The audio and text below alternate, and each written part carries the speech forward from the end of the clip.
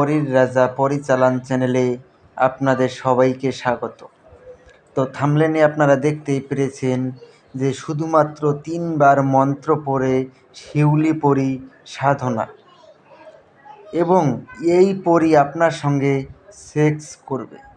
তো আশা করি আপনারা থাম্বনেল দেখে আপনারা বুঝতেই পেরেছেন যে এই পরী কীরকম ধরনের বা কীরকম ধরনের এই পরী কী ধরনের কাজ করবে, আমি সেটা আপনাদেরকে বিস্তারিতভাবে বলে দিব। ভিডিওটাকে মনোযোগ দিয়ে শেষ পর্যন্ত দেখুন। এই পরী যদি একবার হাজির করতে পারে সাধকের সব আদেশ এই পরী মুহূর্তের মধ্যে পালন করবে এবং সাধককে সব সময় শত্রুর থেকে রক্ষা করবে। আপনার যত বড়ই শত্রু হোক না কেন, এই পরী সর্বদা আপনাকে রক্ষা করবে। এবং কোনো শত্রু যদি আপনাকে একবারে মেরে ফেলার চেষ্টা করে, ওই শত্রুকেই এই পরী একবারে চিরজীবনের মতো শেষ করে ফেলবে। তো আশা করি আপনারা বুঝতে পেরেছেন যে এই পরীটা কীরকম ধরনের। তো এই পরী আপনার শুধু যে এই কাজ করবে তা নয়, এই পরীকে দিয়ে আপনারা কবিরাজি লাইনের, অ্যাস্ট্রোলজি লাইনের এবং তান্ত্রিক লাইনের সব ধরনের কাজ করিয়ে নিতে পারবেন। বান, বশীকরণ, বিচ্ছেদ এবং স্বামী স্ত্রীর মনোমালিন্য, যত ধরনের কবিরাজি বা অ্যাস্ট্রোলজি লাইনের কাজ রয়েছে, আপনারা এই পরীকে দিয়ে মুহূর্তের মধ্যে আপনারা কাজগুলো হাসিল করে নিতে পারবেন। তার আগে আমি আপনাদেরকে আরও একটা কথা বলবো যে এটা যদি আপনারা নিজেরা প্রয়োগ করতে না পারেন, এটা চালান করে দেওয়া হয়।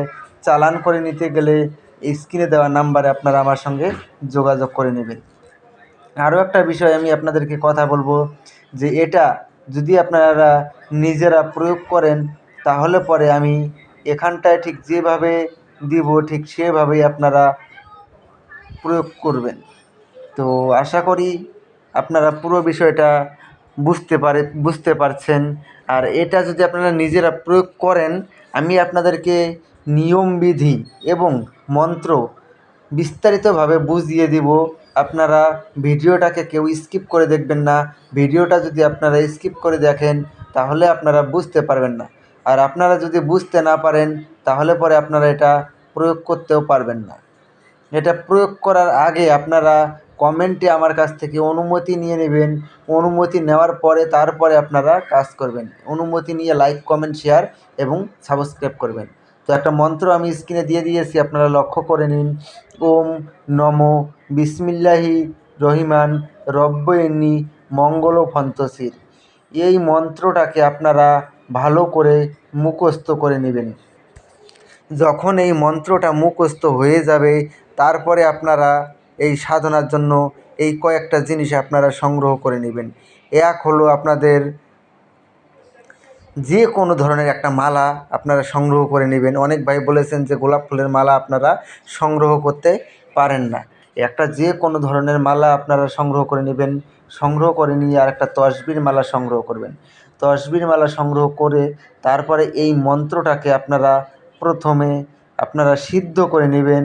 এই মন্ত্রটা সিদ্ধ করতে গেলে তসবির মালা দিয়ে 4 মালা জপ করতে হবে। 4 মালা জপ করে এটাকে সিদ্ধ করে নেবেন। সিদ্ধ করে নেওয়ার পরে যে কোনো শুক্রবার রাত 11টার সময় সাধক নিজের কোনো একান্ত ঘরে বসে নামাজের ভঙ্গিতে পশ্চিম মুখ হয়ে বসে এই মন্ত্রটাকে মনে মনে 3 বার উচ্চারণ করবেন। 3 বার উচ্চারণ করার সঙ্গে সঙ্গেই শিউলি পরী এসে আপনার সামনে প্রকট হয়ে যাবে।